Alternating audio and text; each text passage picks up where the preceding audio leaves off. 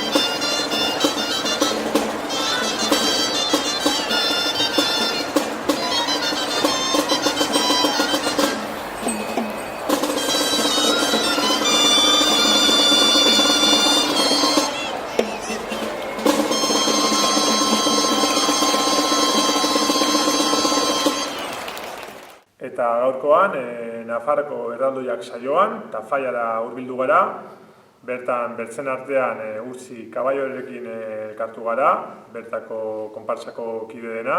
Arratsaldeon Urtzi. Arratsaldeon. Hasteko eta behin elkarrizketarekin, noiz sortu zen zuen konpartsa? Konpartsa ofizialki sortu zen 2014ean, baina lehendatik zegoen konpartsa. Hasi ginen elkartzen ume talde bat, sin más, gustatzen zitzaigulako erraldoiak, eta azkenean aurrera joan zen, eta 2014ean sortu genituen 4 erraldoi handiak, ez? Eta sortu genuen ofizialki konpartsa, eta hortik aurrera orain arte egon gara. Urte gutxitan konpartsa uniz berriztatu duzue, ezta? 2014ean 4 erraldoi sartu zen dituzten, baina ordundik gaur egun arte joan zate berritzen, ez? Bai, 2014ean genituen 4 erraldoi, zirela hemen atzean daudenak, eta ziren oso altuak eta pixka bat eramateko zailak, eta azkenean joan ginen berritzen, sortu genituen berriak direla hauek, eta ere sortu genituen ertainak eta txikiak, txikiak zeuden aurretik, baina joan gara berritzen eta horrela. Gero ikusiko dugu sakonago, zeintzuk diren dituzuen pertsonaiak. Nolakoak izan ziren zuen konpartsaren hastapen horiek? Esan duan bezala, hasieran ginen ume talde bat, eta joaten ginen dantzatzera gustatzen zitzaigulako, eta joan ginen seriotasuna hartzen, eta horrela joan gara aurrera egiten. Eta ze helburu betetzeko erango zenuke sortu zela konpartsa? Hasiera batean sortu genuen, ez dudelako posibilitate askorik dantzatzeko, zegoen bakarrik erraldoi talde bat, eta joan ginen elkartzen, eta sortu genuen hau, eta hori. Eta utzi, aukeratutako pertsonaiei dagokienez, zeintzuk izan dira aukeratu zenituzten pertsonaiak eta zergatik? Lehenak izan zirela txikiak, dira Tafallako erraldoien referentzia bat, ez? Dira erregea erregina eta txinatarrak, eta beltzarana, eta erregea ikusten den bezala da pixka bat ezberdina, izan zelako egin zen lehena eta pixka bat proba bezala. Eta gero egin ziren handiak, direla lehena, Florentzio, izan zen Tafallako irakasle bat, eta garai hartako giroa zela pixka bat guda asko eta horrela, izan zen pixka bat pazifikoagoa. Eta bestea izan zen bere emaztea, Franziska, eta ere esan behar da Florentzio izan zela Tafallako Errepublika partidua egin zuena. Eta gero beste biak dira Tafallako dantzariak, bere janzkera tipikoarekin, eta pixka bat horrela animatuagoak ez. Lehenago ikusi dugu, nahiz eta konpartsa nahiko berria izan arren, nola berrikuntzak sartu dituzuen erraldoietan, ez? Pertsonaiak mantenduz, baina berrikuntzak sartuz. Izandako erraldoi hauen egileak ere ezberdinak izan dira, azapenetatik momentu hau arte? Ikusten den bezala ertainak eta txikiak dira desberdinak, eta aurrekoak, handiak ziren aurrekoak, ziren ere ertainak eta txikiak bezalakoak, eta egin zituen Eduardo Marko, bere aita eta beste bat, neska bat, Rufi deitzen dena. Eta egin ziren modu pixka bat, nola da, kasero. Modu kasero bat. Eta hori. Eta gero ja profesionalak izatea nahi genuenean, pasa ginen ja eskuartean enpresa bat, erraldoiak egiten dituen enpresa bat deitu genuen, eskuartean deitzen dena, eta egin zituen oraingoak. Ergi, bukatzeko, azken hausnarketa bezala, noruntz joatea gustatuko litzaizuke konpartsa etorkizunean? Orain bezala, profesional bezala egotea, pixka bat, eta pixka bat gehiago ezagutzea, Nafarroa mailan ezagunak gara, orduan oraingoz hori. Eta oraingoan, Lander Hernandezekin elkartzen gara, bera ere Tafallako konpartsako kideena. Arratsaldeon, Lander. Arratsaldeon. Konta iguzu, jantziei dagokienez, erraldoietan bezala, izan dire berrikuntzarik ere hauen egiletan? Ere izan ditugu berrikuntzak. Lehen genituen erraldoiak haien jantziak egin zituen Rufi Ibañezek, dela hemen Tafallakoa. Baina erraldoiak berritu genituenean, eskuartean egin zituela, jantziak egin zituen Fermin, eta hori orain daramaten jantziak egin zituen Fermin. Orain koreografia eta dantzen inguruan galdetuko dizut. Zer dantzatzen duzu zuen konpartsan? Gure konpartsan gehien bat kaleetan ateratzen garenean kale jirak dantzatzen ditugu, eta gero ere plazetan edo horrela ere balsak egiten ditugu, baina egia da espektakulo ezberdinetan egin ditugula dantza mota ezberdinak, adibidez pasodobleak, eta ere gehien bat espektakuloen musikara egokitzen gara, normalean. Eta koreografiari dagokionez, nola sortzen dituzue berrikuntzak?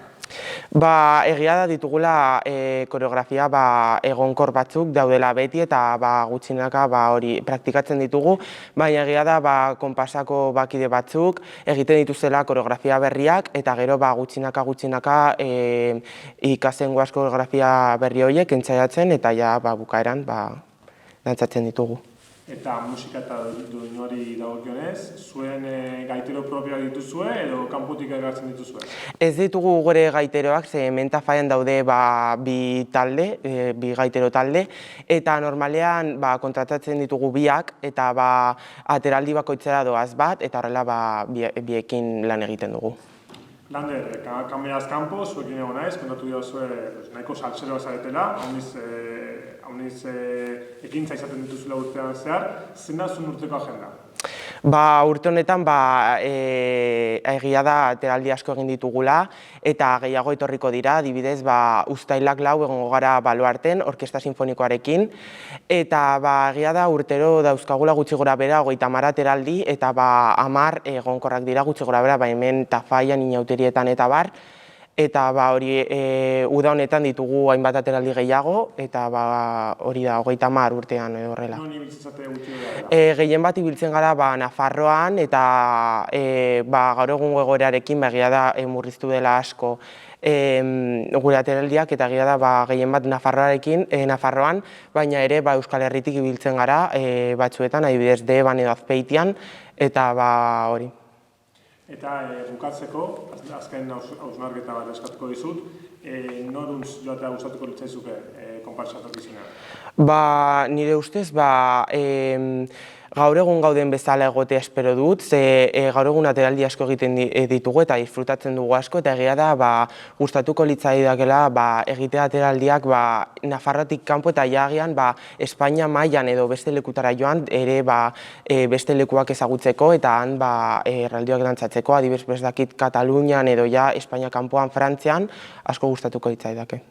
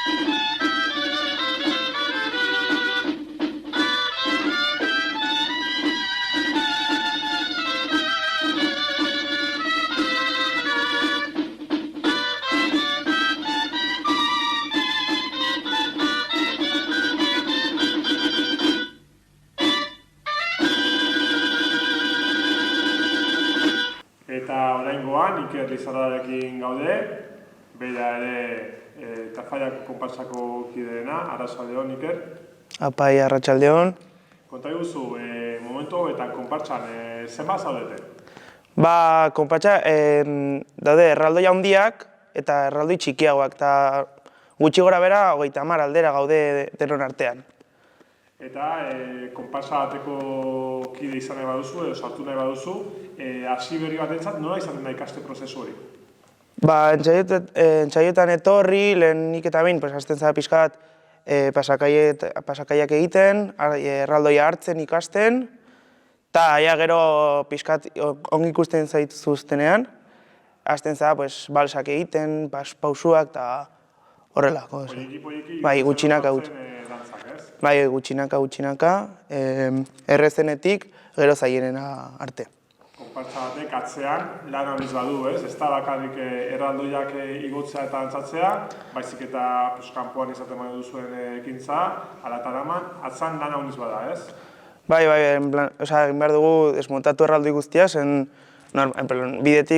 errepidetik ezin zara joan horrelako bitxoekin. Eta kentzen dira, hartzen da, beko partea, gero erdialdea eta burua. Eta hori sartu behar da kamioi eta da kriston lana. Orduan ikusten dugun bezala, konparsa baten atzean lan handiz bada eta sakrifizio eta konpromesua, ez? Zer ematen dizu konparsa bateko kide izatea? Ni txikian nintzenean, uste Euskal Herriko mundu guztiko ume guztiak bezala, erraldoiak gustatzen zaizkizuen. Eta orain, helduan naizena, orain, erraldoia gustatzen zaizkite oraindik, eta esan nuen, umeak disfrutatzeko jendea behar da. Eta horregatik sartu ginen ni eta bertze lagun asko.